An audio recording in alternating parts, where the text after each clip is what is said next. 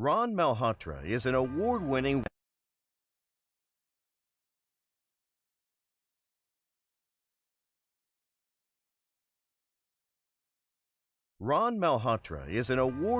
wealth planner, international speaker, entrepreneur, radio host, international success expert, leadership trainer, a #1 best-selling author of 8 Wealth Habits of Financially Successful People, and The Success Answer.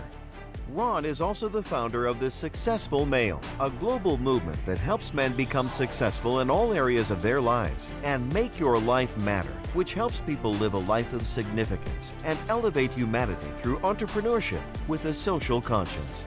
Ron has been featured on Entrepreneur, CNN, Financial Review, Money Magazine, Huffington Post, Thrive Global, ABC, Smart Investor, and more. If you want to achieve mastery on success, wealth, leadership, and the mindset of massive achievement, put on your seatbelt as Ron takes you on a journey of transformation.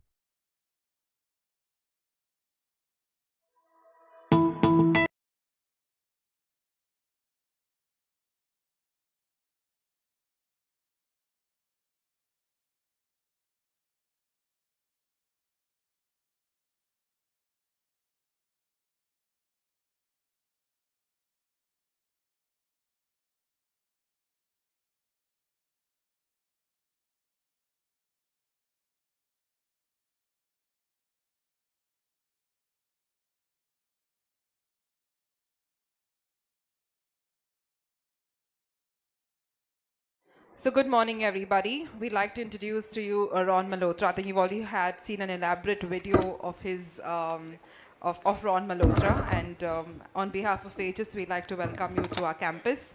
And we look forward to an interesting session, a motivational session on the undefeatable mindset. Welcome.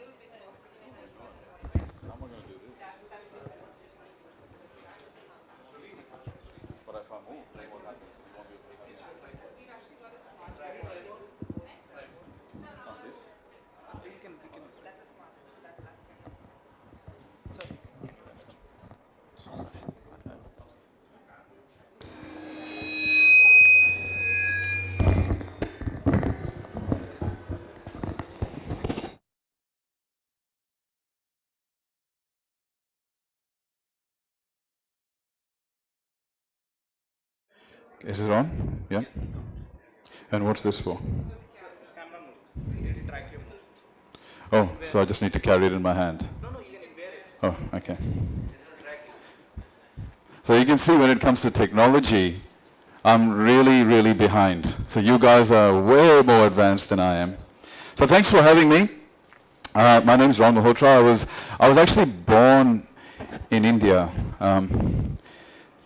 in New Delhi, where all the bad people in India come from. I actually get told that people in Mumbai can be trusted, but people in Delhi can't be trusted. I've actually heard that my whole life. You can't trust people in Delhi. So I moved to Australia when I was very young, and I had a massive cultural crisis. Nationality Indian, moved to Australia, and I thought, who am I? And I really struggled because Australian culture was very different to the Indian culture. And, I had seen most people in my family struggle because of the education system. So everyone was highly qualified, everyone had degrees, everyone was working hard, but no one was rich. And I wanted to be rich. I thought, I just want to be, I want to know how to become rich. That's what I wanted to know. And so,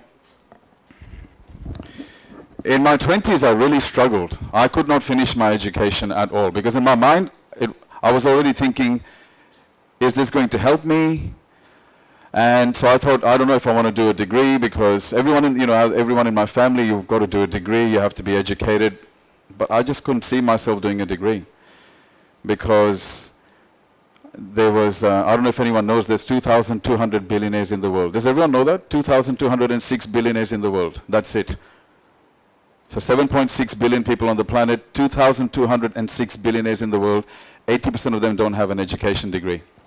Anyway, I do have an MBA degree, and I'm doing my PhD now. But I just wanted you to know that when I started on this journey, all I wanted to know was how to become successful. And for me, at that time, success meant money, lots of it. So I spent my entire 20s working very hard, learning how to make money. And by the time I was 30, I did very well for myself financially, but I was extremely unhappy and extremely unfulfilled. And then I realized that success without fulfillment is the ultimate failure. So, thank you for having me. I was a little bit intimidated. I've spoken to many crowds all over the world, but I was intimidated coming here because I thought there's so little I know about artificial intelligence, there's so little I know about technology, and I don't want to come across as a fool, because you guys are so much more advanced when it comes to technology. But there are a few things that I do know. And I do know the formula for having a holistically successful life. This is something that I have worked very hard for the last 11 years, trying to work out why is it that so few people in the world have massive success, and why is it that majority of people in the world struggle and get stuck in average and mediocrity levels. So who would like to know what it takes to become extremely successful? Put your hand up if you really want to know. Okay. Now, I'd like somebody to volunteer and tell me, what do you think success means? What's success? What is success? If you don't know what success is, how will you know when you reach it? Anybody know what success is?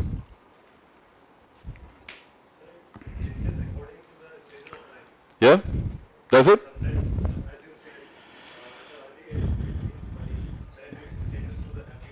Yep.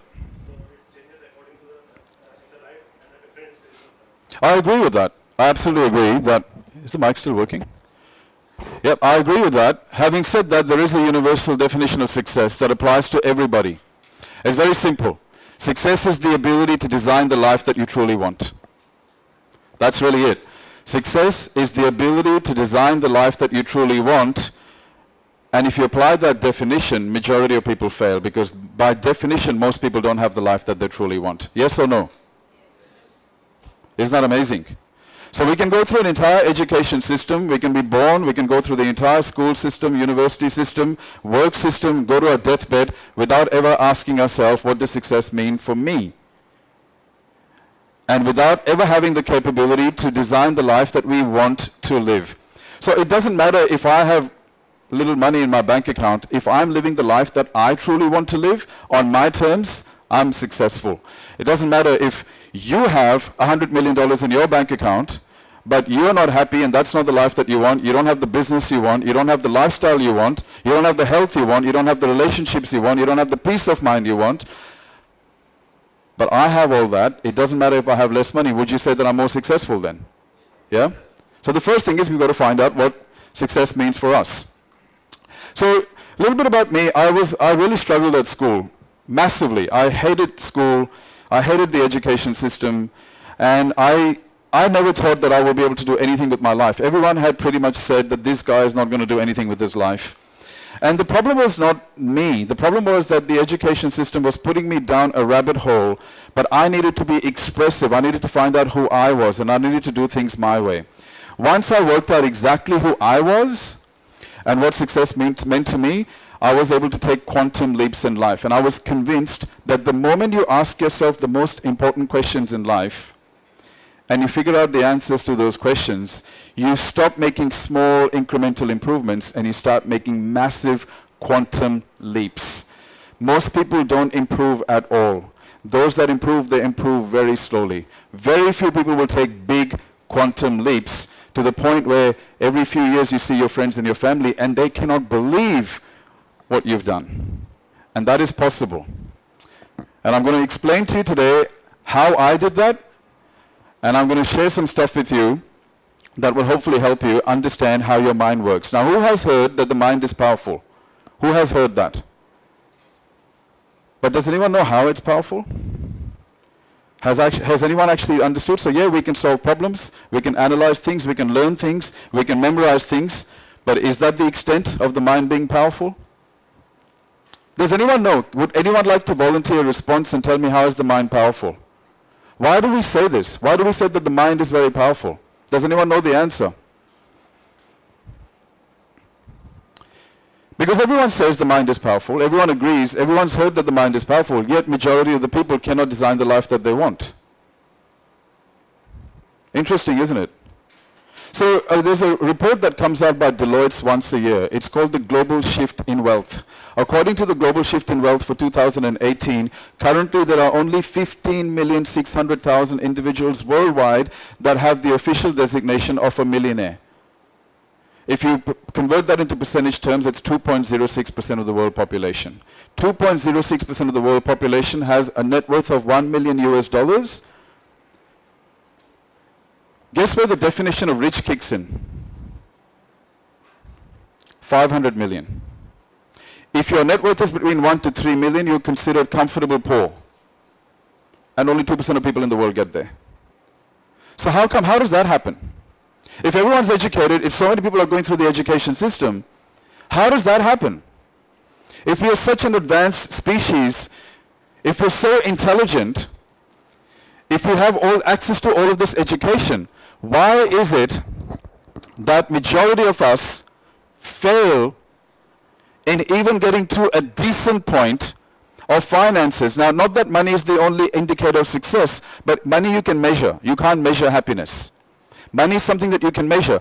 And I'm not saying it's all about money, but it's very hard to have a holistically fulfilling life if you don't have money. Who agrees? When you have money, you have the life you want, the lifestyle you want. You can support your parents. You can travel. You can pursue your hobbies. You can buy the best healthcare, the best education. You can get the best mentors in the world. And that's why money is important. But we must have some meaning attached to money. So today I'm going to talk to you about what do you mean by an undefeatable mindset. Now, the only reason I'm standing here and the only reason I'm traveling worldwide and I'm speaking to people is not because I'm more intelligent. In fact, I would say that my intelligence levels are probably below average. But one thing that I have worked out is how to build an undefeatable mindset. This is something I've worked very hard on. So I'm going to explain to you what that means. And because most of you people are more intelligent than me, if you also build an undefeatable mindset, you're going to become unstoppable. Who would want to know that? Yeah? So one of the things I ask myself is, what is an undefeatable mindset? So an undefeatable mindset has three components. Number one, it does not rely on intellect alone. So who knows that the mind has 4 different mental faculties? Does anyone know? Intellect is one of them, which is the mental faculty that the education system supports. But does anyone know if there are more than does anyone know that there's more than one mental faculty? Has anyone heard of intuition? What's that? Gut feeling. Where does it come from? It actually comes from the gut. It does. They've actually now found that the gut has more brain cells, more intelligent cells than the brain. It also comes from the heart. The Heart Math Institute, you can look this up on Google, has now found that the heart has more intelligence than the brain. It naturally knows what you should do. So intuition. What about instinct? We know what instinct is? Yeah? Sometimes we have to use instinct in life. What's instinct? Instinct is the more primal behavior, animal-like behavior, and sometimes you need to use that in life. You don't want to use intellect in a boxing ring, do you? Maybe a little bit, but you want to use a lot of instinct as well. You want to use a bit of intuition as well. But what is the most powerful mental faculty ever? Most powerful ever. Who knows? What is the most powerful mental faculty? I'll give you a hint. Albert Einstein. Anyone knows? Imagination. Thank you. You said imagination? Last time. Huh? He said imagination. Imagination. Give him a hand. Now, the education system generally does not encourage imagination. It discourages it. If you're sitting in a class daydreaming, what does the teacher say? Don't do it. Why? We're told to be sensible and practical. Use the intellect for everything. Except, what if I said to you that the intellect is only responsible for 10% of your life results? What would you do? Now, I'm not saying you stop doing your degree. Degree is very important because the 10% of intellect, you want to be 100% on that. But what I'm saying is that the education system is very important, and I'm not here to undermine the importance of the education system. All I'm saying is when you blend the education system with life success knowledge, then you become unstoppable. Otherwise, you only have intellect, and you've only been taught how to use the intellect. When you combine imagination with intellect, when you combine instinct with intellect, and when you combine your intuitive faculties with intellect, you become unstoppable. You will create things that will astonish you. But most of us don't use the other faculties. We think imagination is just for children. But now we're going through a massive change in the world. We are no longer in the information age. We're no longer in the industrial revolution. We're not in the agricultural age. We're not in the hunter-gatherer age. We're now going towards the social age. And the winners of the future are not people that are massively relying on intellect alone, but the people of the winners of the future are people that know how to use, when to use instinct, when to use imagination, and when to use intuition. The creative people are the ones that are going to get rewarded in the future. So that's the first thing. The second thing is it doesn't work from the past. What does that mean? Most people, when they make a decision, what do? They look at what's possible, they look at what everyone else has done, and then they decide what they should do. Yes or no? Why do we all look like each other? Why do we all pursue the same thing? Why do we all go down the same path?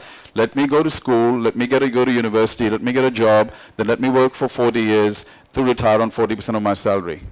Maybe I'll buy a house, maybe I'll buy a car, maybe I'll have some holidays in Disneyland with my family and show it off on Facebook so everyone can see how well I'm doing. You know people like that? So why do we do that? Because we determine what is possible for us based on what everyone else is doing. But what if you didn't have to do that? What would happen then? What if you completely disregarded the past? Let me give you an example of somebody that did. Steve Jobs. Steve Jobs did not look at a Walkman or a Discman. He didn't. He just said what is possible. Henry Ford. When Henry Ford started the company Ford, he said if I had asked people what they wanted, they would have said faster horses. He designed the V8 engine. It was never built in the world. You will find that creative people are highly, highly imaginative. Michael Jackson, the moonwalk. Nobody had done a moonwalk before. And you will find that the people who become legends in every industry in the world do not look in the past to see what's possible. They ask themselves this question, what if? So what I'm saying to you is you already have the intellect. You're developing the intellect in what you're doing. You're part of an amazing institution that is doing groundbreaking work in the world. But if you also combine that with imaginative thinking, where could you be? What if you stopped thinking about the past and did not care about the past and what's happened in the past? How would you think? And that's one of the things I learned was how to disconnect from the past completely and think about the future without thinking about the past at all. Now you might say it's not practical. Maybe, maybe not. Maybe not. But think about if you just followed your dream and not worried about what happened in the past. How would you live and how would you make decisions? And the third one I realized, an undefeated mindset does not focus on fears. Who here is fearful? Honestly, who here has some fear in their life? Be honest. Who here doesn't have any fear? None. Because the person who puts their hand up right now is going to get up and do a live video now on social media to show that they're not fearful at all. Who here is not fearful at all? Put your hand up. No fear? No? No fear at all? Wonderful. So you don't care about what your parents say, what your culture says, you don't care about any of that? You just do what you want?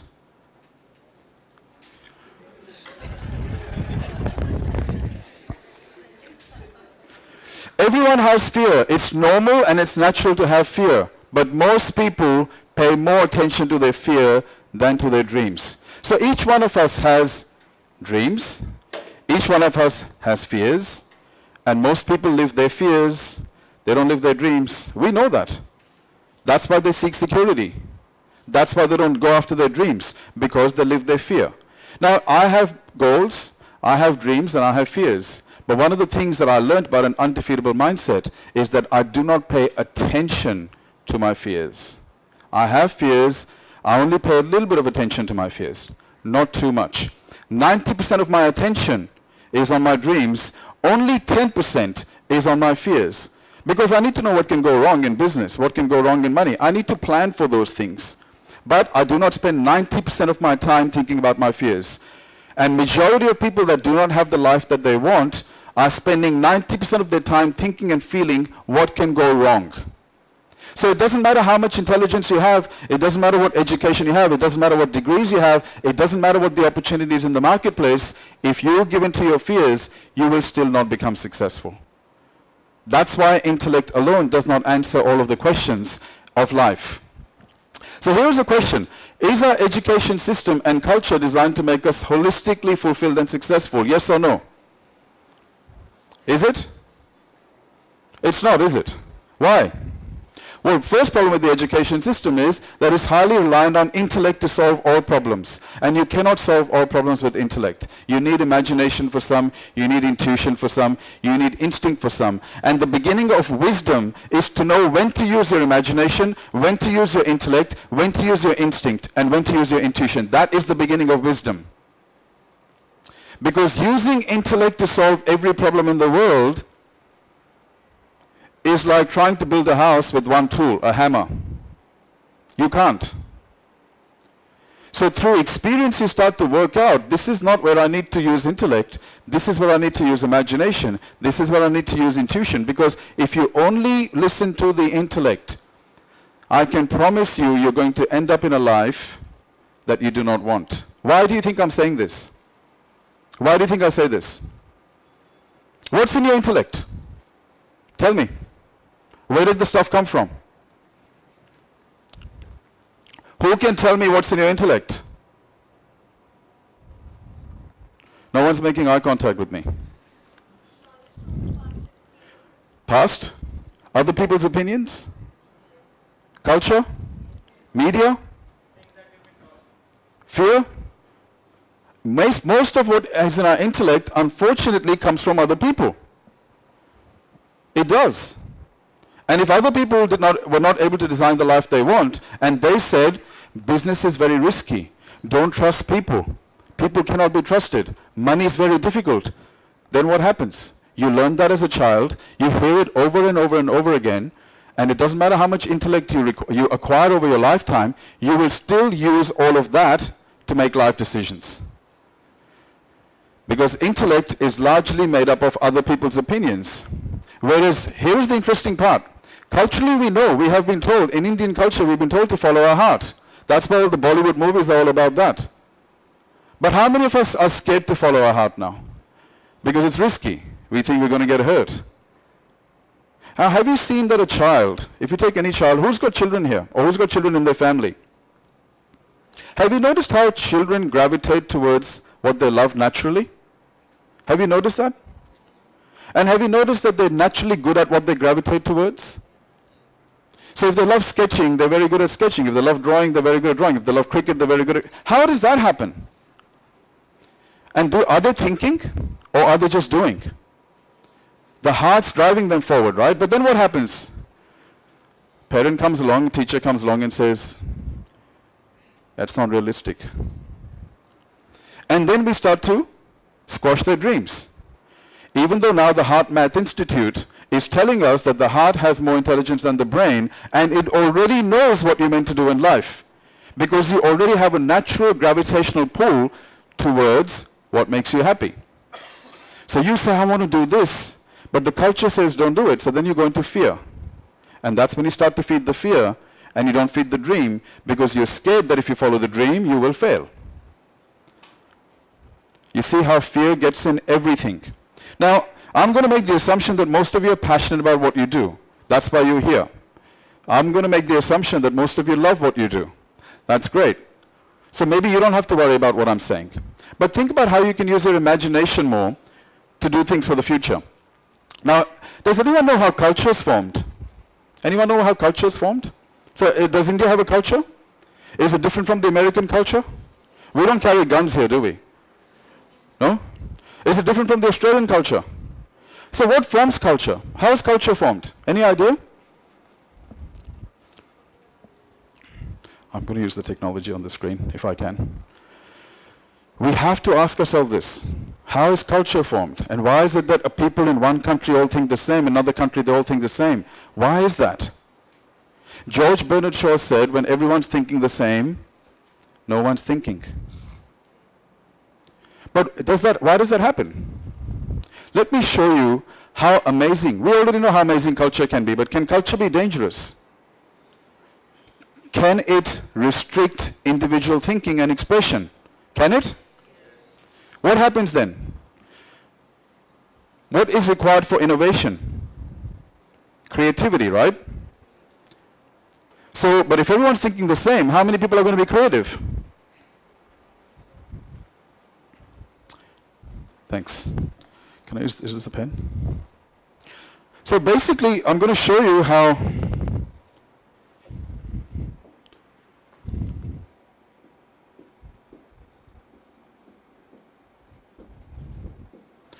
someone has a thought.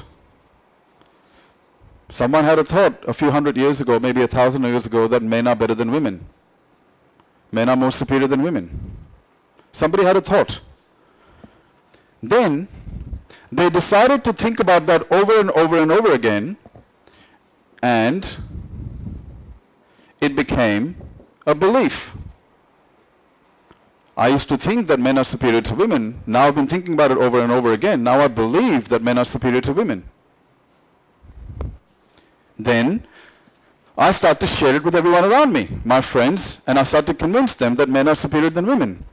Now what happens, a lot of people now start to share my belief, and it becomes culture.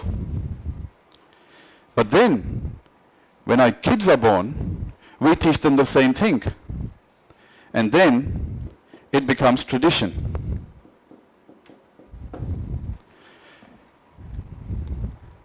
I'm not criticizing culture. I'm just trying to make a point. Somebody has a thought, they engage with that thought over and over again, they share it with a few people, then it's passed on from generation to generation, and this is what happens. Once something becomes a culture or a belief, we no longer question it. That's what happens. And then you have an entire generation of people that are going through the same problems because they're living the life that they have been told to live. Did you know that in the American culture for 350 years, you could take an African American person, you could beat them up, you can have them as a slave, you could rape the women, and there was no consequences at all. You know that. You know that what Germans did to the Jews. In fact, did you know that over 100 years ago, if you could kill another human being of another nationality, it was not murder? Did you know that? Sounds strange, doesn't it? You know, the British people would come and kill Indians. A lot of them did not ever get trial for it because it was not murder. Yeah? The human mind can normalize anything. It has a terrible tendency to normalize anything. Once we engage with the thought over and over and over again, we can convince ourselves of everything. Who knows what is the biggest global social movement happening in the world right now? Does anyone know?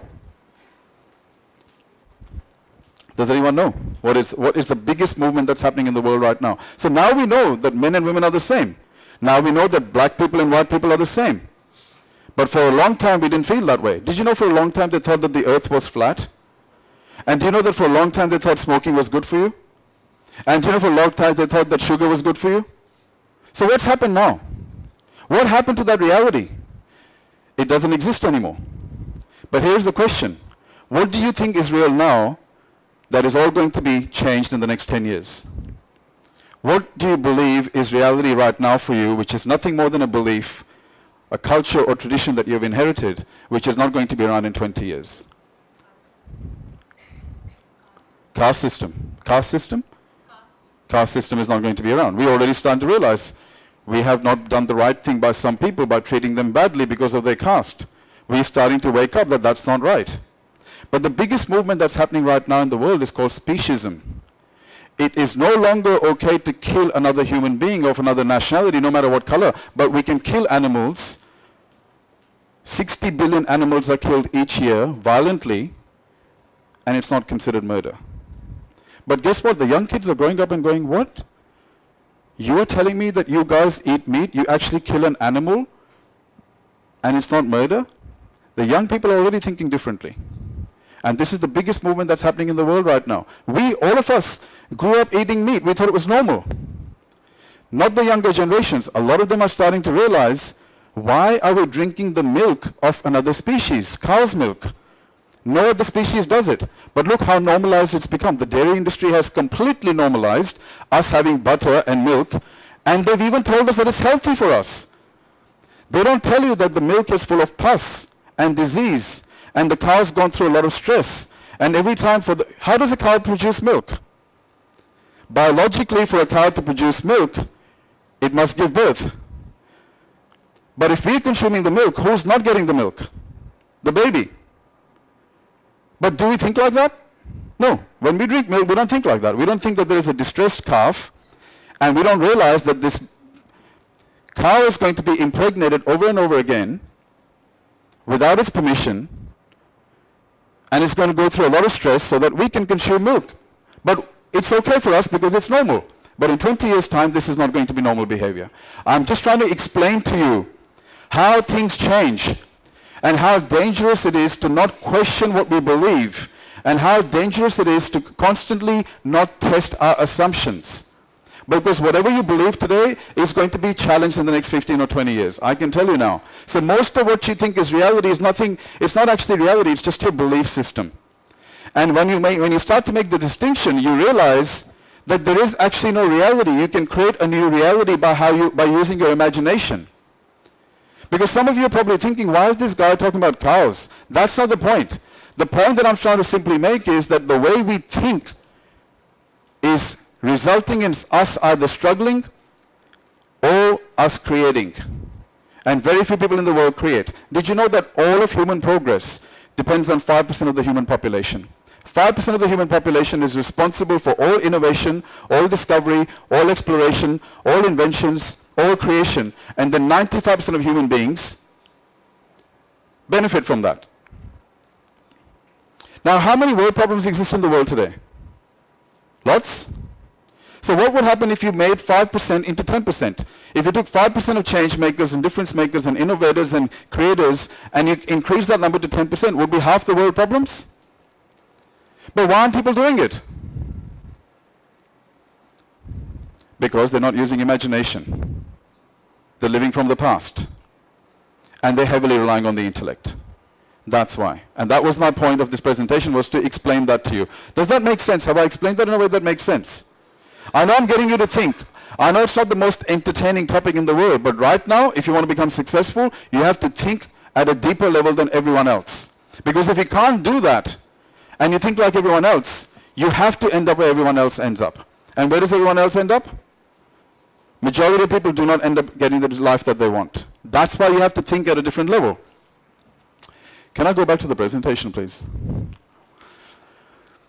So here is the difference between information. That's information. And now information is easily accessible. Anyone can jump on Google. Anyone can jump on YouTube. We can get information anyway. You want to know how to start a business. You want to know how to invest. You want to know how to date. You want to know anything. You don't want to build a house. You want to build a rocket. You can now learn anything you want. Is that making us better or worse? Is it making us better? Are you sure? Worse? What's your reason for that? Yep. So that is speaking towards condition, because knowledge is information is coming, but without the proper direction. So Yep. it is confusing us, making us vision improper. Yep. Yep. Thank you. We have access to all the information we want. 10 years ago, information was not accessible. So in the information age, when I grew up, if you became a doctor, lawyer, engineer, you would get paid a lot of money because you had access to specialized knowledge. And so other people would say, well, you have access to knowledge, you're an intelligent person, and I'm going to pay you. So you became very successful. Well, today information is accessible to everybody. Everybody. Even my 6-year-old daughter now, if I say something, first she Googles it and she says, you're lying. Because she has access to information, right? So if information is not the solution anymore, what is it? It's knowledge. And there's a big difference. Information just gathers data. Knowledge connects it.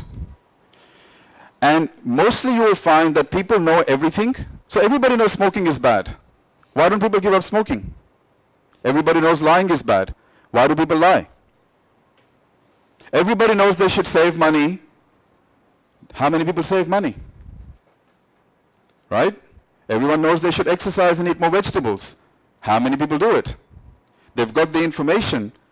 Have they applied the information? Why? Why don't we even apply the basic information that we've been given?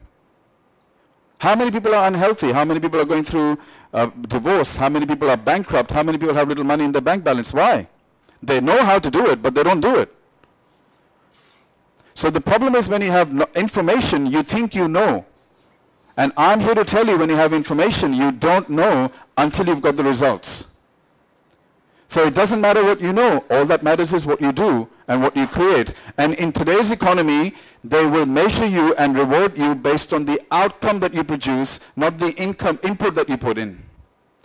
All companies today, so in future when you go into your jobs, your employer probably cares less about just your qualifications and experience, but wants to know what can you do with what you've acquired, what can you do for them. Am I right, sir? You're the founder of this company, am I right? Would it be fair to say that the real challenge is to apply what they've learned and get outcomes? Yeah? Because nobody cares. 20% of Google's workforce don't have an educational degree and they don't care anymore. Again, please, I'm not undermining the importance of education. What I'm saying to you is that your founder is resourceful enough to realize that when information that you have and the qualifications that you have is combined with the ability to think, that's when massive results are produced. And what would be great is for you guys to go out there and think differently to all other graduates that are doing this type of studies, because you're using your imagination more. How good would that be? What would that do to the profile of this institution? So here are some of the mind bugs. Let me give you an example. Let's say I give you a book, okay? Or let me say I give you a piece of software. And it's a wonderful piece of software, and you're going to plug that software into your laptop. But let's just say you've had this laptop for 15 years, and you've never serviced it. You've been uploading information, you've been downloading information, and the laptop has picked up viruses. So if I give you this good piece of software, will it work effectively on your laptop? It wouldn't, would it? Now think about this. How often do we come across a piece of information, which is the software, and we plug it into our head, which is full of viruses, so the information doesn't work on us? Today I can give you this information, I can walk away, and no change. Because I'm giving you the software that works, but the question is, have you got a device that's infected? Right? Most people's device is infected. They've never serviced it. They've never cleaned it out. They've never reset it. How many of you meditate? Very few. Why? What if I said to you that doing regular meditation combined with the use of imagination will make you rich? What if I actually guaranteed that? Would you do it?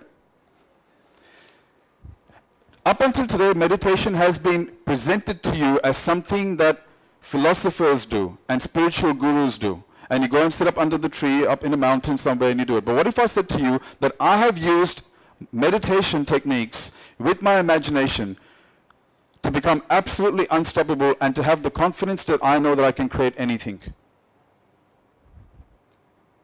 We know meditation is good. We have the knowledge. We have the information. But do we have the knowledge to use it? So what happens is, you can have all the information in the world, but you can have these mind viruses, ego, procrastination, fear, doubt, and worry. And so you can come across the best information in the world, and still not do anything with it because the viruses are still there.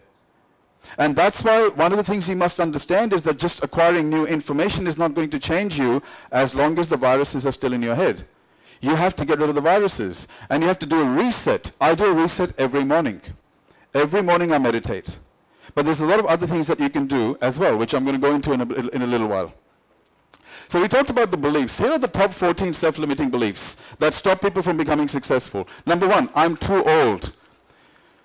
Who has ever had that belief, honestly, that they're too old to do something new? Yeah? We all have that, right? Sometimes we think, I'm too old to do this, I'm too old to do that. I'm not smart enough. Who's ever had that belief? Yeah? I'm not educated enough. I hear that a lot. A lot of people say, I'm not educated enough, that's why I'm not successful. Even though 80% of billionaires don't have a tertiary qualification. But you see what the belief does? Because once you believe that you need a degree to become successful, what do? You say, I can't be successful because I don't have a degree. Now you believe something which is not even true. And that's where it becomes dangerous. But then you teach it to your children. Now you're starting to create tradition around it. And that's where it can become really dangerous. I've already tried everything. My favorite one is number 5. You have to have money to make money. How many of you believe that? Please be honest. I know that most people believe that you need money to make money. You don't need money to make money. You need highly valued skills to make money. You need skills that make money to make money. You don't need money to make money. I have a saying, if you can't run a business and grow a business without money, you can't grow it with money.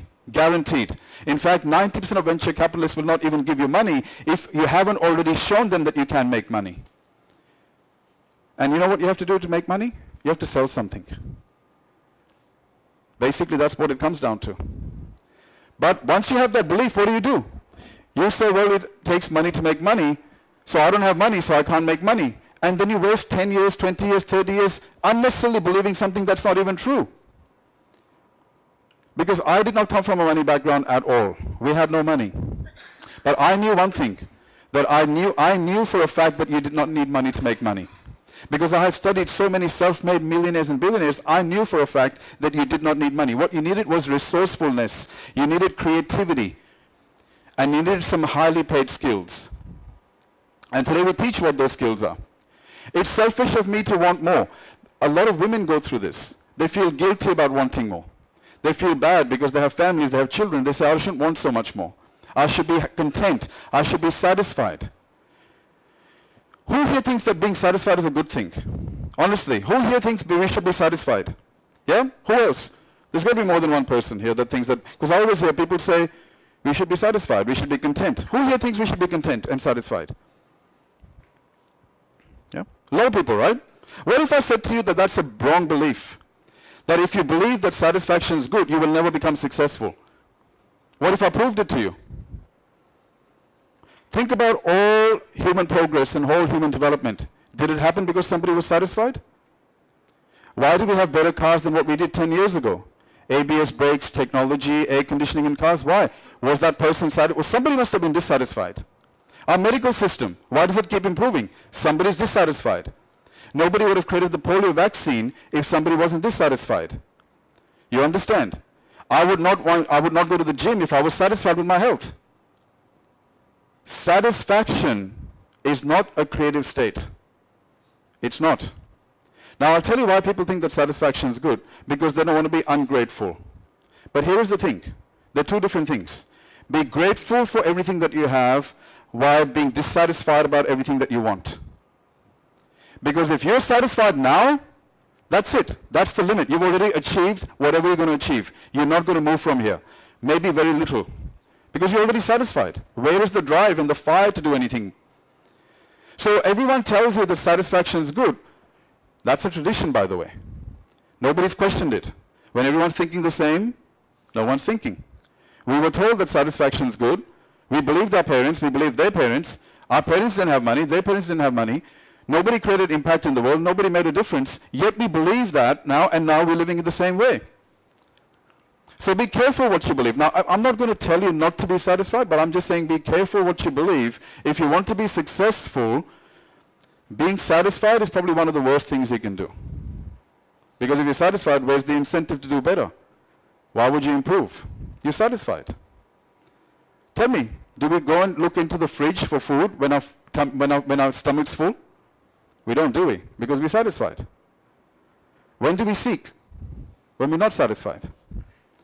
So if you're satisfied, are you going to seek? You're not, are you? See the danger of beliefs. I don't have the willpower. Science is actually starting to show us that you don't need willpower. We only have limited reserves of willpower. You actually don't need willpower to be successful. Every person that seeks willpower to become successful is a person who doesn't know who they are and what they want. You only need willpower if you don't know who you are and what you don't know what you want. The moment you know what you want, you don't need willpower anymore. Because the heart pulls you. You don't have to push yourself. You're pulled into the vision.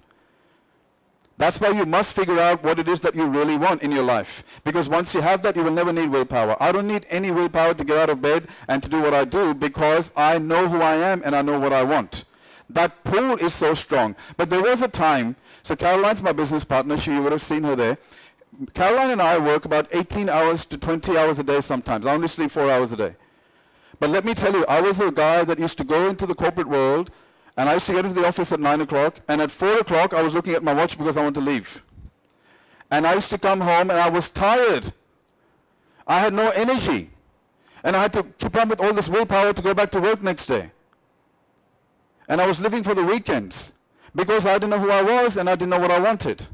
The moment I figured out what I wanted, the body produces such a high level of energy that you will not know what to do with it. So those of you that are finding that you don't have energy and willpower, it's only because you haven't figured out who you are and what you want. What you really, really, really want. When you figure that out, you will not need willpower anymore. That's another thing that I learned which really helped me. This one's in relationships. I've heard a lot of women say that all the good ones are taken. You hear that a lot from women. That's a belief. I'm too busy at the moment. It's amazing how many people think that they're busy. So let me give you an example. I used to say that I was busy all the time and I had one job. Now we have 3 companies. We're writing books, I'm doing my PhD, I'm raising a family. I'm traveling the world. And I feel like I still have time. I still have time for exercise, I still have time for meditation. So what happened? Do I have 25 hours? No, I have 24 hours, the same as you. What changed? And I'm going to go into the productivity model of the most successful people on the planet. And why is it that despite the fact that everyone's got 24 hours in a day, why is it that some people will produce empires and they will run countries and most people will not even be able to manage their own time and their own families in that time? Would you like to know what that is? Yep. And it's hard to make money. This is a very dangerous belief and most people have it worldwide. Most people worldwide believe that it's hard to make money. And once you believe something, you act a certain way and you make certain types of decisions because you believe it. So think about this, right? If I thought that men were superior to women, how would I speak to a woman? Would I be different towards her? Would I be respectful or no? No, because I believe I'm superior to a woman, right? So what we believe changes our behaviors. And when you believe that it's hard to make money, you start to make a certain kind of decision. You say, well, you know what, it's going to take me 20, 30 years. I have to work hard 20, 30 years, move up the corporate ladder, save a lot of money. You're now starting to make the types of decisions that will keep you struggling because you have a belief that says it's hard to make money. Very dangerous belief. I'm not good enough. So these are the top 14, and I'm not a salesperson or a leader. This is one of the ones that I've seen come up a lot. Most people think that they're not a leader or they're not a salesperson. Very dangerous belief. Today, if you're going to be an entrepreneur, the number one skill you need to learn is how to sell and how to lead. Would you agree with that? Yep. So despite technical knowledge, you have to have the technical knowledge that gives you the foundation. Then you've got to build all these skills if you're ever going to run your own business or you're going to lead a team or a company. So there are a lot of beliefs that we've seen, like these are some of the beliefs that were in the past. Your IQ is fixed. We know now that your IQ is not fixed. For many, many years, our parents believed that our IQ was fixed. My mother used to always say, that person's very intelligent, this person's very intelligent. What we now know by neuroscience is that our brains are highly malleable and IQ can be increased. But we didn't know back then. So how many people did not go for jobs and opportunities because they thought their IQ was fixed? Men are superior to women. We've talked about that. White people are superior to black people. We've talked about that. Working harder is the only way to get ahead. Is it true? If working hard is the only way to get ahead, then anyone that's a millionaire must be working a lot harder than us. So if you're working 12 hours a day, because at the end of the day, you can only work 24 hours a day. So how is it that some people produce so much in revenue and results? Are they necessarily working hard, or they're working smart? But what does it mean? People say that, but what does it actually mean? Smoking can be good for you. That was in the 70s. Soft drinks are not bad for you. Now we know soft drinks are very bad and they cause cancer. The earth is flat. Wars are necessary for peace. Americans still believe that. Right? So everything that can be invented has already been invented. People used to actually say that. You need to work out for at least 1 hour to get fit. Today you actually have exercise routines that tell you how to burn fat and gain muscle within 60 seconds. Somebody used their imagination and somebody questioned how things were being done in the past. Lifting weights is only for men. Now we see that there's a lot of women in the gym that are also lifting weights. The way to get ahead is to get good grades at school, go to university, and get a stable job. Does anyone know how many people in America are under the poverty line? 50 million. 25% of the American population is under the poverty line. In Australia, where we live, which is one of the wealthiest countries in the world, 80% of Australians retire with less than $150,000 after 30 or 40 years in the workforce.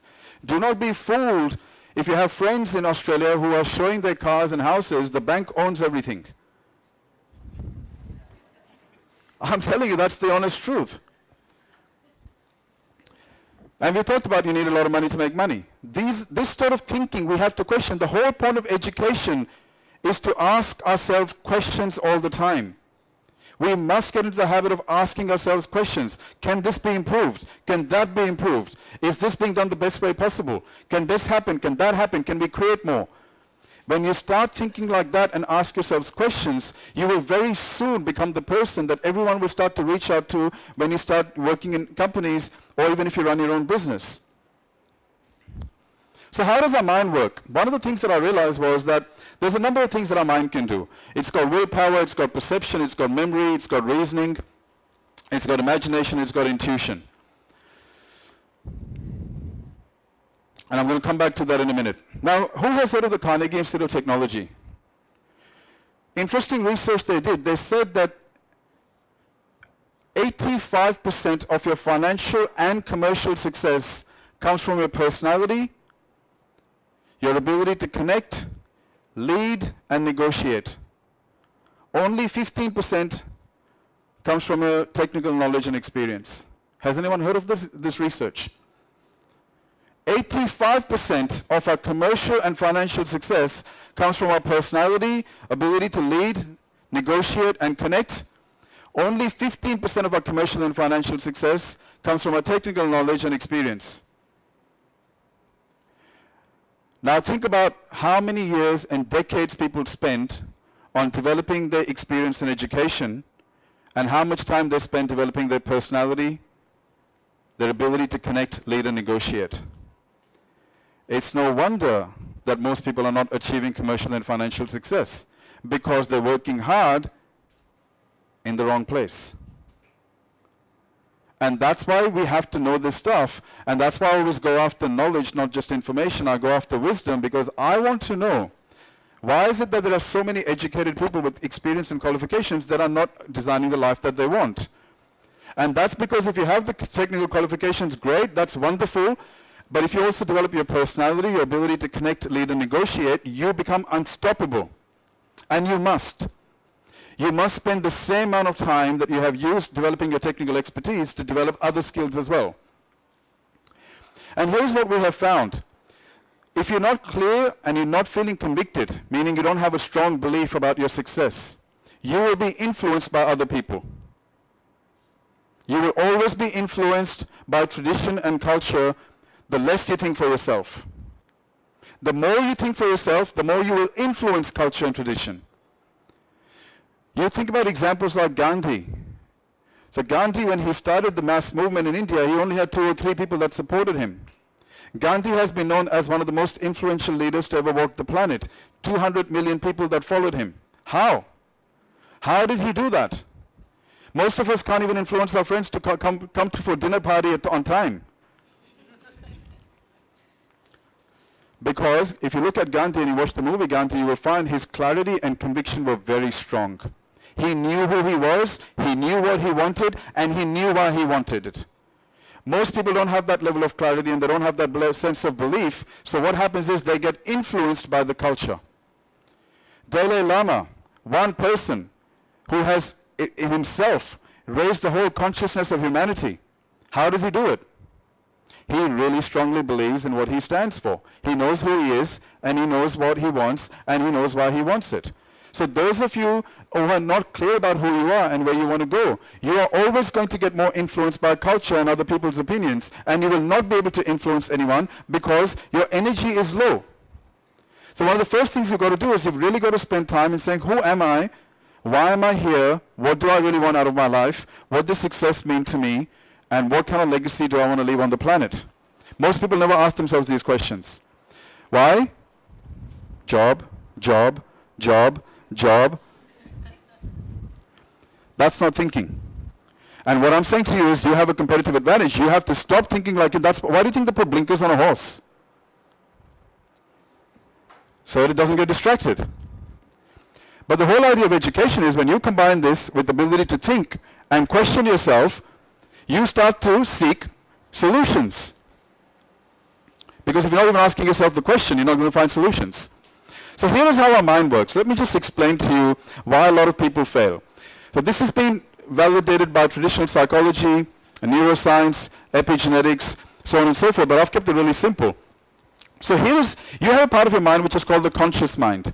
Right now when you listen to my voice, your conscious mind is engaged. It's reasoning, it's thinking, it's looking at me, it's hearing my voice, it's trying to work out whether you like me or you hate me, all of this sort of stuff right now it's happening.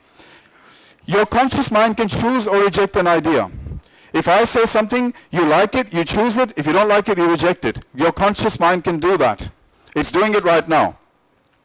When we get angry or when we get excited, our conscious mind switches off. That's why we cannot think. Have you ever seen soccer riots when sports matches happen? What happens to the fans when they get angry? We're not thinking anymore. When we throw a punch at somebody, we're not thinking anymore. Our conscious mind switches off when we're angry or excited. It's the thinking mind. But deep below your conscious mind is your unconscious mind, which is the feeling mind. And how you feel is determining everything. You can say, I want success, but you feel like you're a failure. You can say, I want money, but you feel like you're poor. Whatever you feel is how you're going to act, not how you think. Your feelings will override your thinking over and over and over again because your feelings are so much more powerful. So if you don't feel successful, you're not going to be successful. You're not going to act like a successful person. If you feel like there's no money in the world, you're going to act like a certain person who has a scarcity mindset. How you feel is the most important thing. So here's what's been now coming out. 90% of your results are coming from your subconscious, not from your conscious. So it doesn't matter what you're thinking consciously, what you're feeling at a deep level is what's dictating how you think, how you act, and how you make decisions. So if you're not controlling that, you're going to have problems. Your subconscious mind cannot reject any idea, just so you know what that means. Why do you think they show you news first thing in the morning and last thing at night? Has anyone ever asked that? Because your conscious mind is weak. When you get up in the morning, your conscious mind is weak. At night, you're starting to get tired. If they tell you something over and over and over again, they can put it into your subconscious mind through repetition. That's all they have to do. They just have to keep saying the same thing over and over and over again. And even if you say, I don't believe it consciously, it doesn't matter. It will get inside you subconsciously. Why do you think that people in Australia have an Australian accent? Why do you think Americans have an American accent? Why do you think Indians have an Indian accent? Did we think about the accent? No, we just picked it up. It went straight into our subconscious. We heard our parents, we heard our teachers, we heard everyone in our culture, and it became a part of our personality. What is around you will eventually get inside of you, unless you proactively block it out. So if you're surrounded by people who are struggling, you will struggle. This has been studied. If you hang out with 9 broke people, you're going to become the 10th broke person. Simple as that. If you hang out with 9 very successful people, very driven people, their energy will rub off on you as well. Your company, we have been told from children that your company, the people you spend time with, is very important, but most of us don't realize how important it is. All somebody has to do is say the same thing over and over and over again, and eventually, when you're tired, it goes straight from the conscious into your subconscious. Once it's part of your subconscious, done. That becomes your personality. Really, really important. So you can actually hypnotize yourself to do anything. If you said to yourself 10,000 times a day over the next 3 years, I'm successful, I'm successful, I'm successful, I'm successful. First your mind, conscious mind, is going to say, what are you doing? It doesn't make any sense. You're not successful, you're lying to yourself. But you keep saying, I'm successful, I'm successful, I'm successful, and you start to feel successful. Over a period of time, your subconscious mind cannot reject an idea. Only your conscious mind can. And if you do it first thing in the morning, when you're tired, when you're still not awake, and last thing at night when you're going off to sleep, the conscious mind is weak, you plant it into the subconscious. And as you do that over and over again, it starts to make changes in your physiology and psychology and your body language so that you become that person. If you kept saying, I'm healthy and fit, I'm healthy and fit, I'm healthy and fit, in the beginning your mind's going to go, you're lying. Because that's what the conscious mind does. It looks at the past. It looks at logic. And it says that's wrong. But your unconscious mind doesn't use logic. It only uses feelings. And it doesn't know the difference between what's real and what's imagined, which means you can program your subconscious mind to do absolutely everything through repetition. Repetition, repetition. You say something to yourself over and over again. Why do you think in India they had the mantras? What do you think mantras was? You know, have the beads and they keep doing the affirmations. What do you think they do that for? If you say, I'm not stressed, or you say something like, I'm peaceful, I'm happy, over and over and over again, you start to change your personality. Not straight away, but eventually. Your job is to take the idea that you want, the person that you want to be, and somehow put it in this part of your mind. That's all you have to do. Once the subconscious mind takes a concept, it goes through your memory bank, and it comes up with ideas and suggestions and decisions so that you become that person. I taught myself public speaking just by having the self-image of a public speaker. I did not do any formal training for it. And one of the things I realized was I did not want to be reliant on my intellect to become a public speaker. I needed to become a public speaker in my mind first. Because vision doesn't come from the eyes. Sight comes from the eyes, vision comes from the mind. And whatever you can visualize and you can emotionalize with repetition over and over and over again will eventually become your reality. Now here's the thing. Most people visualize what they don't want. What do you think worry means? When we worry, what are we doing? We're thinking about what we don't want. And most people worry. How am I going to pay the bills? They're worrying about lack of money. They have a picture in their mind about losing their house, their wife and husband getting angry, whatever it is. That's what they're visualizing over and over and over again. That goes into the subconscious, and that's how the person always ends up without resources. They don't realize that they're doing it.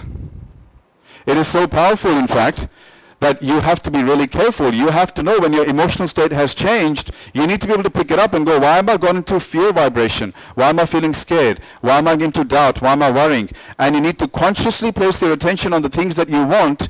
Otherwise, what is happening is you are programming your subconscious to take you to the exact place that you're trying to get away from by placing attention on it.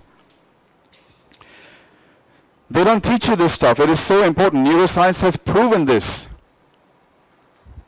So what are you feeling all the time? There is 86,400 seconds in a day. Majority of those seconds, are you thinking and feeling your dreams, or are you thinking or feeling your fears? Don't be surprised if you end up broke, because that's what you're thinking about. Don't be surprised if you end up unemployed, because that's what you're thinking about. Don't be surprised if your relationship partner lies to you and leaves you, because that's what you've been worrying about over and over and over again. Don't be surprised if you think that there's no money enough in the world, and you keep thinking there's not enough money, there's not enough money, and you start to feel the lack of money. Guess what you end up with? No money. That's why the first thing I taught you was what? Disconnection from the past. You might think it's easy to do, but it's not. That's a mental discipline that I had to acquire. One of the things I first had to do was detach myself from the past. Because in my past I was told that I'm not intelligent. In the past I was told that I will never be successful.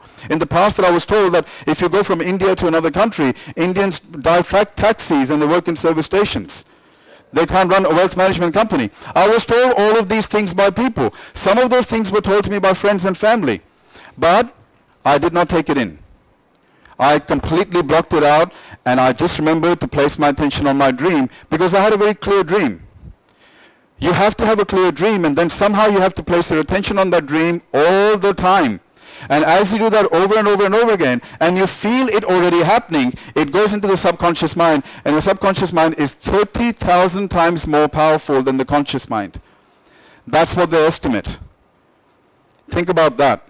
Think about what would happen if in your subconscious you became an entrepreneur, a leader, a millionaire, a really good person who makes a difference, a person who makes a positive impact. Think about what would happen if you had that self-concept in your mind. Most of us don't have that. Most of us see ourselves as an average person, struggling person, boring person, uninteresting person, and that's exactly what we end up creating. So 80% of our results are basically coming from our beliefs, habits, values, and our self-image. Who knows what self-image means? Caroline, can I have a glass of water, please? Who knows what self-image means? What's a self-image? Correct. How you see yourself is your self-image. Now guess what science says? Science tells us we cannot outperform our own self-image. So those of us who think that being humble is a good thing, who knows what being humble means? Does anyone know what humble means? You know how we proved before that satisfaction may not be a good thing when it comes to success? How many of us think that being humble is a good thing?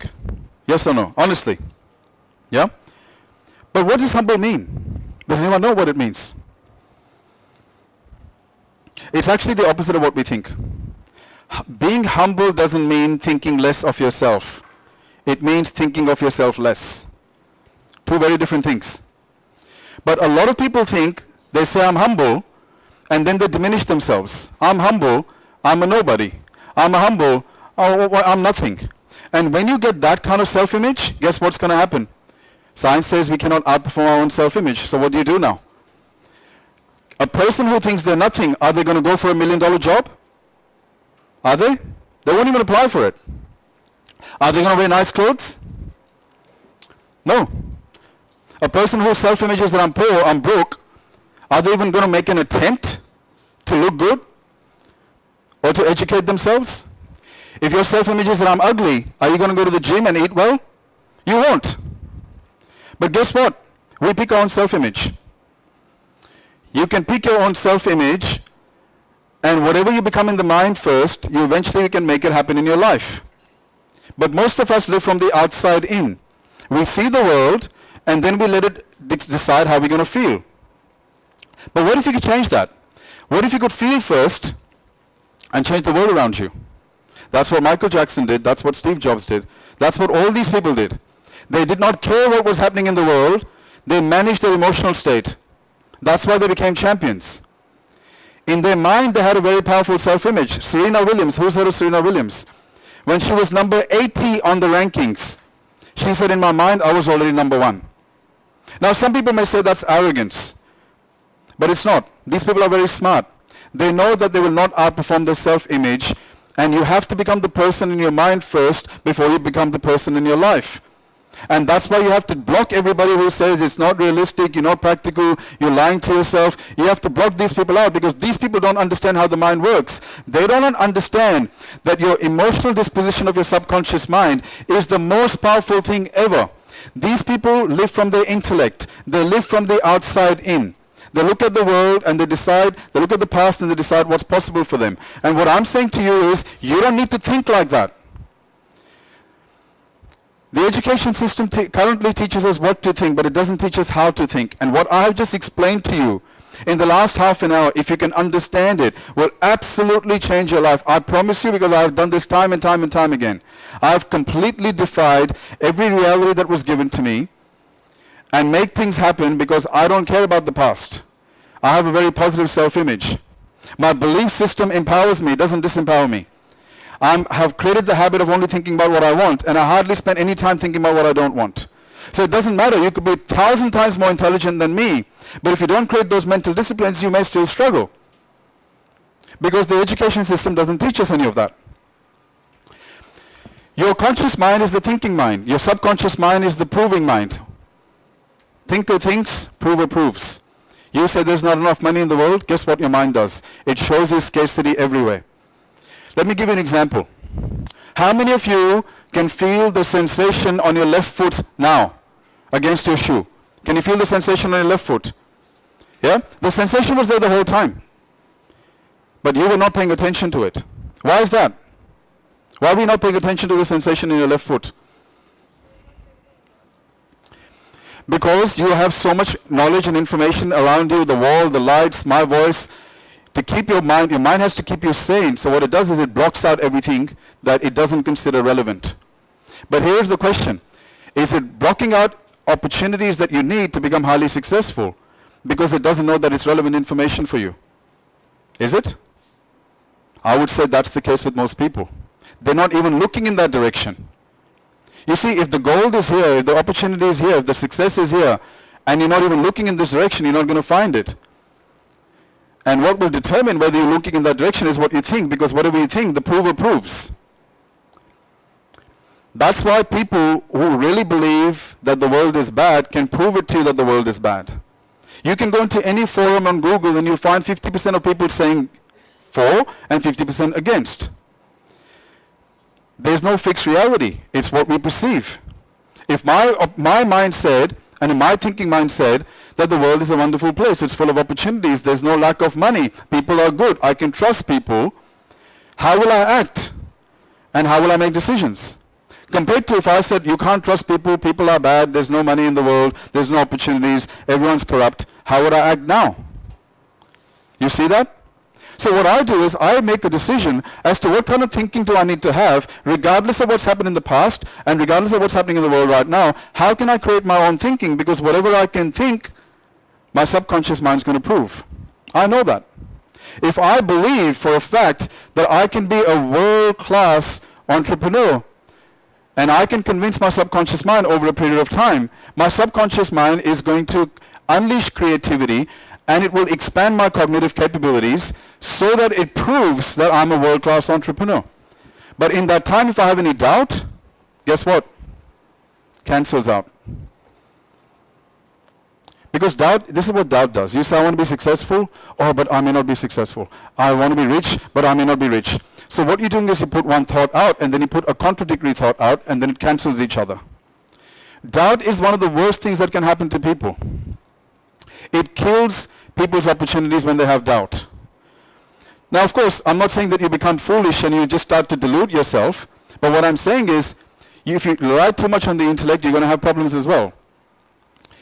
So one of the things that science is now starting to prove is that thoughts have electrical energy. They've actually measured now that thoughts have electrical energy. First person to do research on this was Newton. Then Einstein 200 years later did research on this as well. And what they found now is that thinking is producing electromagnetic action, electrical impulses, chemical effects. It's creating changes in the physiology, protein synthesis, DNA change. They've actually found that if you keep thinking of something over and over again, it starts to change your biology. It's changing your cellular structure. They have found that people are giving themselves diseases by imagining the worst things about their bodies. Because what you imagine goes into your subconscious mind after a while. And then the subconscious mind just accepts it and says, you're thinking about this, this is what you must want, and it starts to make changes in your body. People don't realize what they're doing. They're killing themselves by thinking about stressful things over and over and over again, and it's changing their biological structure. They actually did one study where they took 5 old Italian men who used to play soccer together when they were young, and they said to them, do your meditation and imagine yourself playing really good soccer, running around the field, and they got them to do 5 days worth of meditation. On the 6th day, they realized that those men, their eyesight had improved, their cognitive capability had improved, even the size of the limbs had grown. That's evolution for you. Your mind is basically changing your body. But most of us live from the outside in, so we don't realize what we're doing to ourselves. And there is a massive link between consciousness and reality. People are starting to realize more and more. These are all of the organizations that have actually, and the doctors that have done research on this. You can look them up, or you can Google them up, and now this has been convincingly demonstrated that your consciousness is changing your reality. How you think is affecting the matter around you. This is no longer positive science. It's not me just trying to motivate you. I'm telling you that this is science. You've heard of Deepak Chopra, no doubt. What's he talking about most of the time? You've got to see the research on this. It is phenomenal. The biggest secret in the world is what you think about over and over again, you become.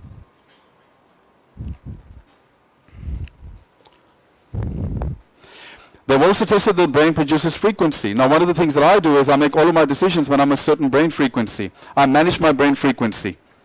Now, this is something that you can learn. You can actually go on Google, you can go onto YouTube, and you can learn about it. But one of the things that I do is, one of the things we find is that most people operate in the beta frequency. It's not creative at all. It is not creative at all. That's why most people don't create anything.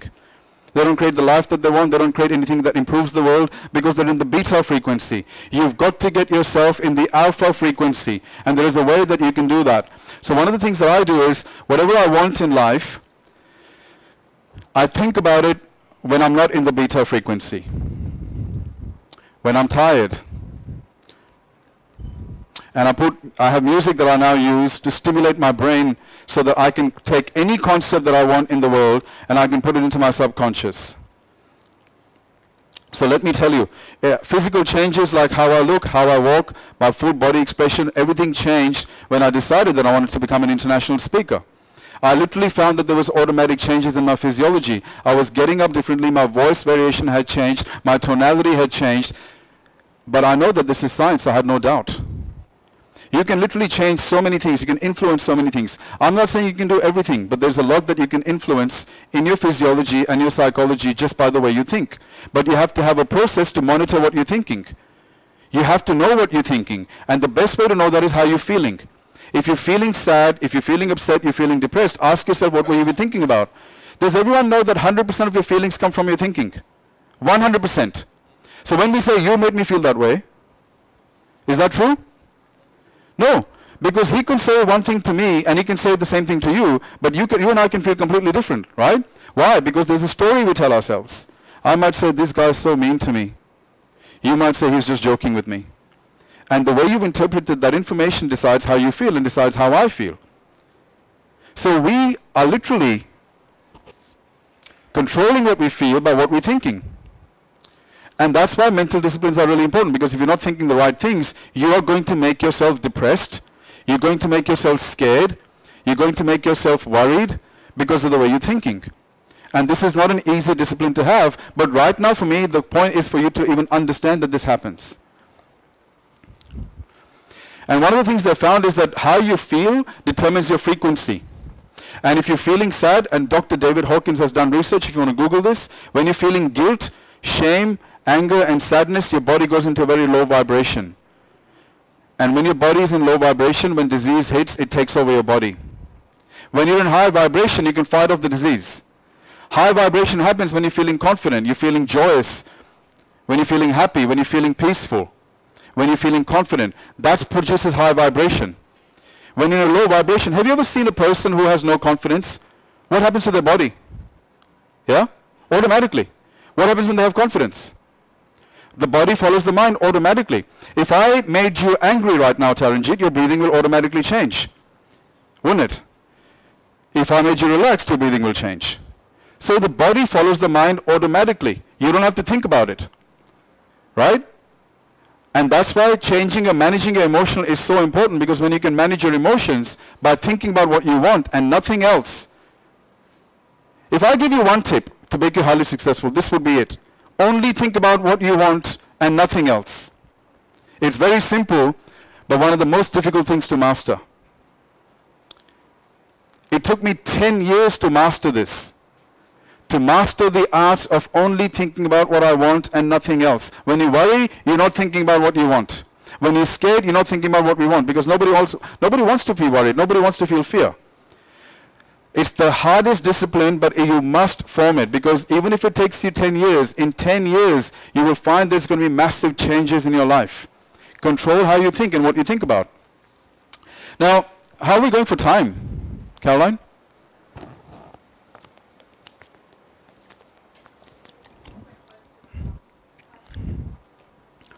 Okay, I'm just going to quickly go through the concepts. So I studied a lot of billionaires in the world. I thought, if I'm going to get success advice, I want to look at the most fulfilled people on the planet, people that were making a massive difference. They were well known, they had influence, they had financial resources, they were creating. And so I thought, who to learn from than billionaires? Why would I want to learn from anyone else? Because if there's only 2,206 billionaires in the world, obviously it's very difficult to become a billionaire. But how does this billionaire think? Is the question I asked myself a number of years ago. And I came to this conclusion. And I realized very quickly why most people don't succeed or don't get the level of success that they want. At the bottom level, people who become billionaires have a very high level of awareness. They're very aware of their own beliefs, their own values. They are very aware of their own biases. So if they're judging somebody, they can see themselves judging somebody.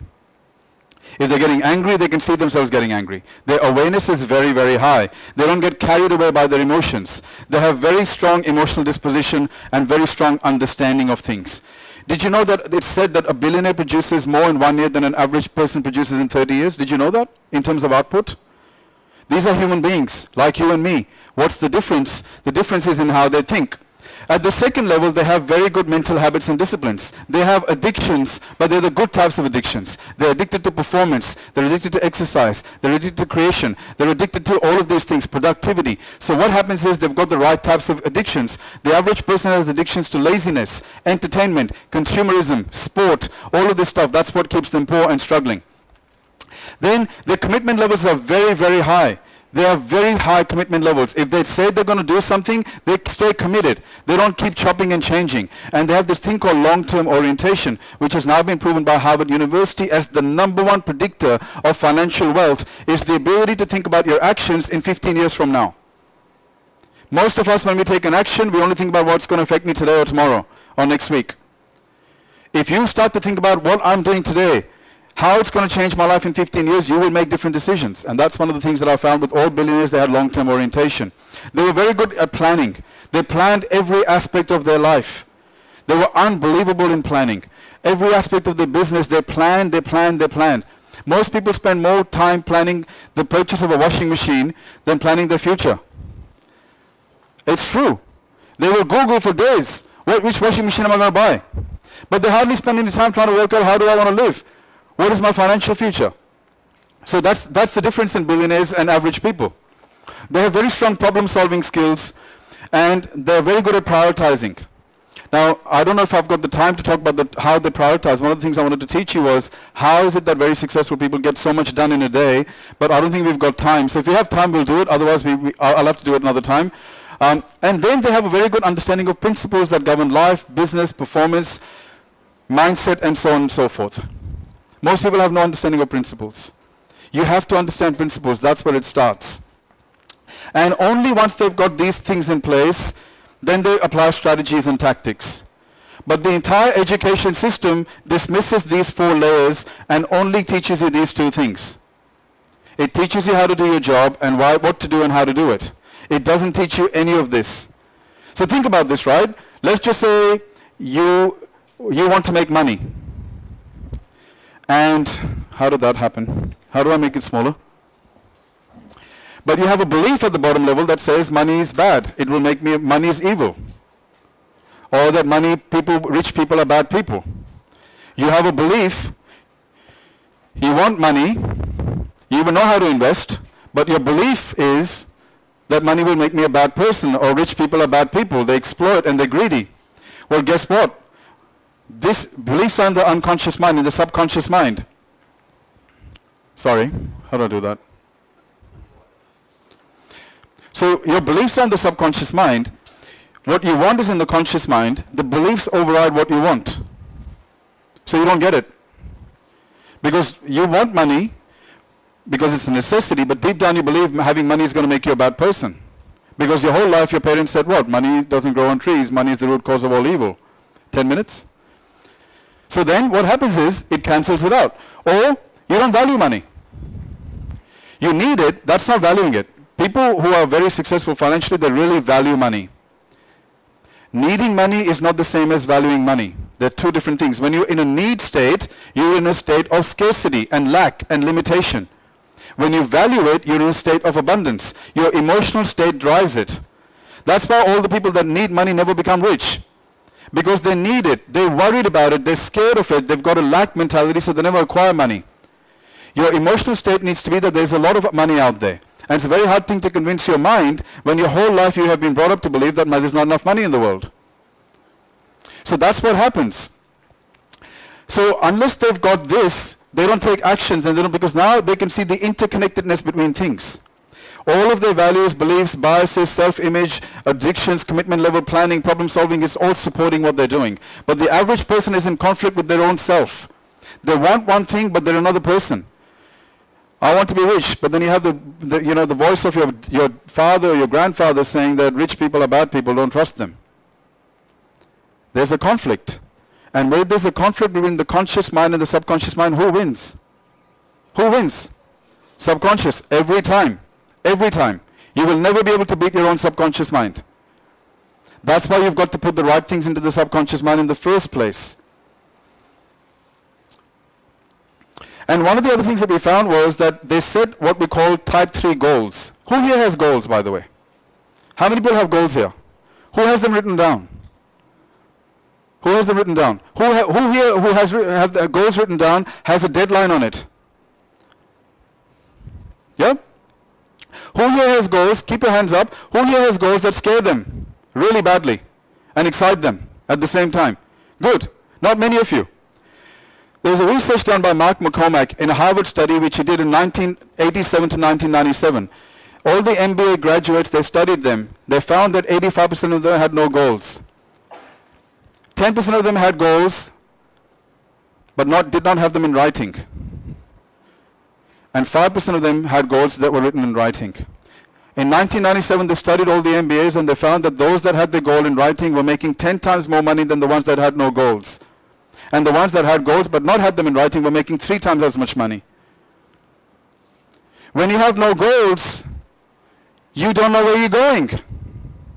When the wind blows this way, you're going to end up this way. When the wind blows that way, you're going to end up that way. Then you're going to go, how did I end up here?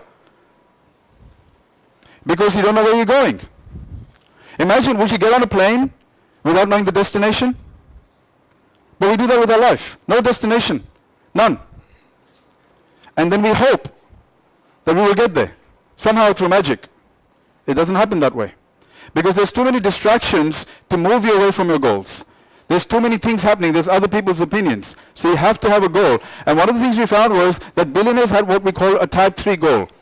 So let me explain the difference. Type 1 goal is a goal that you've already accomplished in the past. Let's just say I made a $5,000 bonus. I'm just using dollars because I live in Australia. But let's just say I made a $5,000 bonus in my job last year, and this year I decided I want to make a $5,000 bonus. That's what I call a type 1 goal. It's a goal that I've already achieved, and I know how to achieve. It's a goal, but I've already achieved it in the past, so I know how to achieve it. There's a type 2 goal. A type 2 goal is a goal, I made $5,000 last year, but this year I want to make $15,000. I have never made $15,000 before, but I sort of know how to make $15,000. I might come to work a little bit early, stay a bit late, make more phone calls, maybe do more education, and I can make $15,000. That's called a type 2 goal.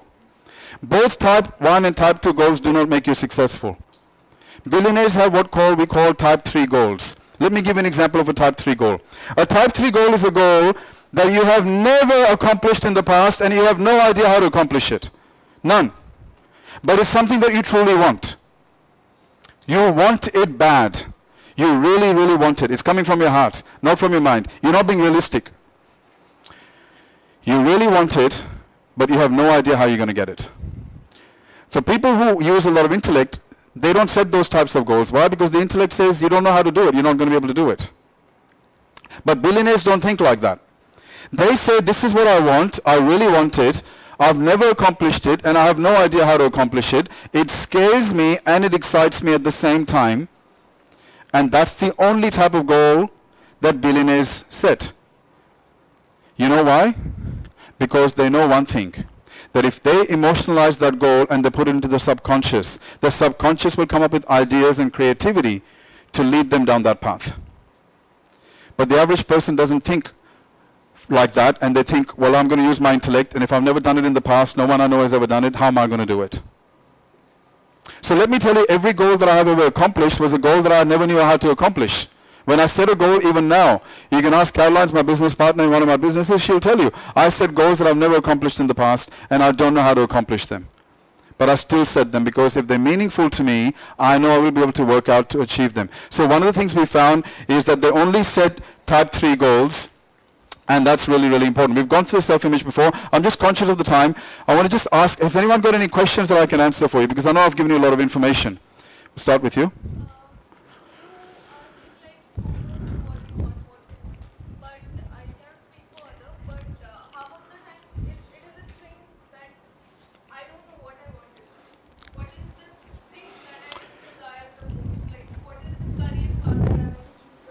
Yep. In my past, I have been jumping from one thing to another thing because I thought, okay, this might be a thing I will want to do.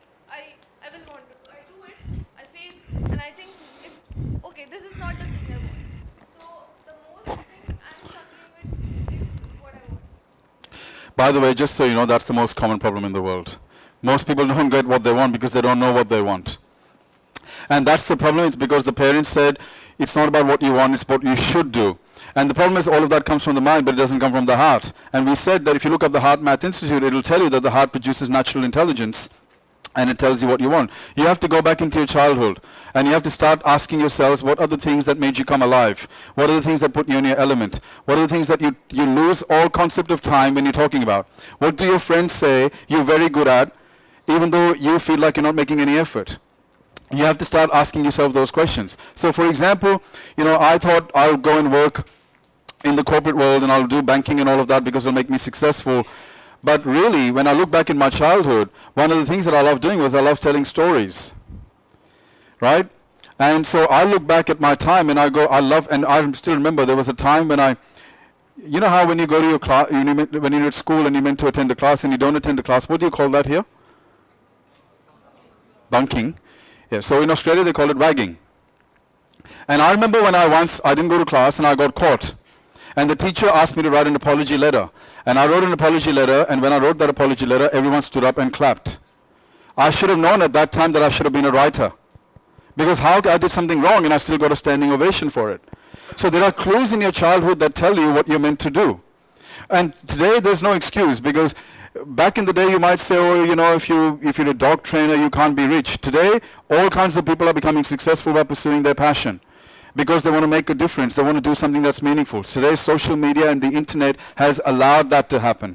So you're going to have to what you do is, I'll give you my email address after this. Send me an email and I'll send you a list of questions, and you want to do some self-reflection. Anyone that's not sure about what they want, I'm happy to send a list of those questions, which will help you get clear. Because when you have clarity, remember what we said, we can influence. When we don't have clarity, we get influenced. Clarity is very, very important. In fact, the most intelligent man in the world, called Buckminster Fuller, you can read about him. I think he did 7 doctorate degrees. When they asked him what was the #1 secret for his intelligence, he only said 3 words. He said, clarity is power. Those that don't have clarity get lost. And clarity starts by asking yourself those right questions. So good, you're absolutely right. It's a very common problem, but it can be fixed. There's someone at the back that had a question. Yes? View about being optimistic and being over-optimistic. Good. So question is, what is over-optimistic? Well, how do you know you're over-optimistic and not optimistic? How would you know you're over-optimistic and not just optimistic? Right now. Yeah, you can't achieve it right now, but can you ever achieve it? That is being over-optimistic. If my mind has convinced me that I am being over-optimistic about it, so Yep. how do I achieve it? So that's why I said, when your mind doesn't believe it, you've got a problem, because your mind believes that you're not capable right now. You have to change that conditioning through repetition. And yes, you're telling yourself a lie in the beginning. You're hypnotizing yourself. But let me tell you, you're getting hypnotized anyway. When you get out in the world, you're getting hypnotized by the news, by other people's opinions, by culture. You're getting hypnotized anyway. And what I'm saying is, you might as well hypnotize yourself. Before I leave the house, I hypnotize myself, and I keep reminding myself what I want over and over and over and over again. And by the way, I'm not even talking about being optimistic. Like I never even said, you would have not heard me talk about motivational stuff, and I don't talk about being optimistic and all of that sort of stuff. All I'm saying is focus on what you want. That's all you have to do. And when you have a doubt, your mind can only think about one thing at a time. Only one thing at a time. So when you have a doubt, place your attention on what you want. The mind will go, hang on, it's not going to happen, take it back there. And you have to keep doing this over and over again until the mind becomes trained to stay there. Because an untrained mind will always take you back to your fears. That's an untrained mind. The mind is not trained to follow your instructions. Okay? You have to train that mind. And that happens through practice and repetition. You have to be aware. So every time you feel like you've gone into doubt and fear, ask yourself, what are you thinking about? Because 100% of your emotions are coming from your thinking. What were you thinking about for you to feel that way? So right now what you believe is possible or not is just a belief system. It's not reality, because there is 19-year-old kids that are producing $100 million companies today. Right? Those kids, if they had the same belief as you, they would not go and do what they've done. They would not take the risk. Right? They would not go and pitch to investors because they would believe that they can't do it. And that's why the first thing you've got to do is, before you change the world, you've got to change yourself. All change starts from within. All change starts from within. If you can't change yourself, forget about changing the world. Forget about influencing anyone. And it starts with clarity. First, work out what you want. Become crystal clear on what you want. I give an exercise to everybody, and you might want to write it down. I call it the life sentence. What do you want people to say the day you die? And let me tell you how much time people have.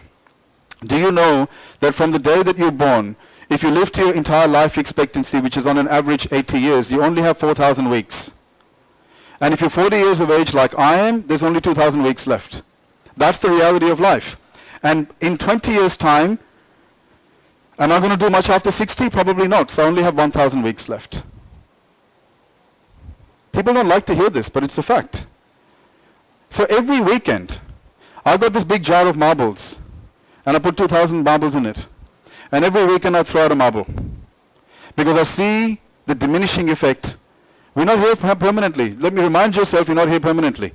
You have 4,000 weekends left if you were born today. If you're 30 years of age, you've got 3,000 weekends left. What are you going to do? How many weeks do you want to waste? That's a very sobering fact of life, but people will not tell you this, but that's how quickly time goes. So whatever you have to do it fast. And let me assure you that there are more opportunities in the world than ever before. We don't have disease, we don't have wars, we don't have any of that stuff. But opportunities are very quick now to move. If you don't jump on it quick, they're gone. We have more opportunities, but they're going faster. So one of the things that people do is they procrastinate. They keep thinking, I'm going to do it, I'm going to do it, I'm going to do it, I'm going to do it. We call them entrepreneurs. They want to do it, but they'll never do it. And that's because there's blockages in the mind and there's lack of clarity. You have to eliminate those blockages. And you do that by hypnotizing yourself over and over and over again until it feels natural to you. So next time, after you said it 10,000 times, you say, I'm a world-class entrepreneur, your mind sees it as normal. Because you've done it that many times. So what you have to do is all the things that don't feel normal, make them normal by repetition. Then you will start to experience some changes. It's so powerful. Let me tell you guys, I know it sounds very simple, but what's simple to do is simple not to do. And that's why people don't do it. It's very simple but very powerful. Any other questions? Was that valuable today at all? Honestly? I know it's a lot of information. I know that, I'll have to talk a lot, but the thing is, if I don't give you context, it wouldn't have made sense. So for me it was, how can I leave you guys with some practical tools that you can apply, and an understanding of how powerful your mind is, an understanding that information doesn't transform, you need knowledge, an understanding that you can hypnotize yourself, an understanding that everything that you hear is not truth, it's a belief, and we have to be very careful of what we believe, right? An understanding that your subconscious mind overrides everything that you know consciously. Understanding that you don't have to set a type 1 or type 2 goal, type 2 goal, type 3 goal set. Right? Understanding that you don't have to think about the far past if you want to be creative. Understanding that intellect is not as important as imagination. Yeah? There's a lot of things we shared. Question is, are you going to remember and are you going to do, or is it just going to be information? Thanks for your time today.